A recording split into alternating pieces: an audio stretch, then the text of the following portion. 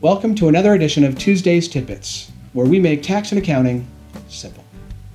I'm Charles D Shapero, CPA with Widget Bookkeeping and Tax, and today we're going to talk about the LLC. What is the LLC? Would you believe when it was first invented by the states, the IRS didn't know what to do with the LLC? Is it a corporation? It has limited liability. Is it a partnership? We don't know. Instead of writing a whole new code section segment about the LLC, the IRS threw up their hands and said, you know what? We're going to allow the LLC to be whatever it wants to be. So by default, every LLC that has more than one member, husband and wife or multiple partners, is considered a partnership for federal tax law. It will file a partnership tax return. If you have a single member that owns the LLC, you can't really be partners with yourself, so that's where the beauty in the LLC lies.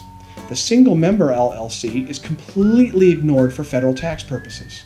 So you have an entity that you can have a bank account with, that you can have limited liability protection from anybody who's trying to sue you, but you don't have to file a separate tax return, so it saves you on accounting fees.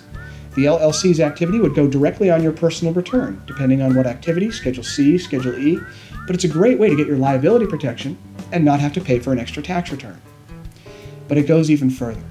The LLC can also say, we understand that we're a default partnership, but we don't want to be a partnership.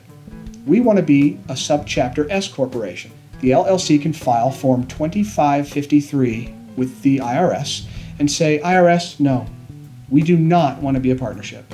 We want to be an S-Corp for tax purposes. So please, tax us like an S-Corp. The LLC can also say and fill out a different form called 8832, the entity classification selection, and say, IRS, we don't want to be a partnership. We want to be a C corporation.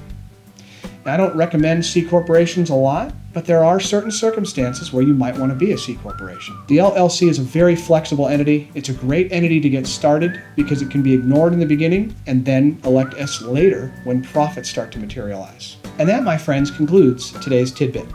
See you next Tuesday. Widget Bookkeeping and Tax. No more, keep more.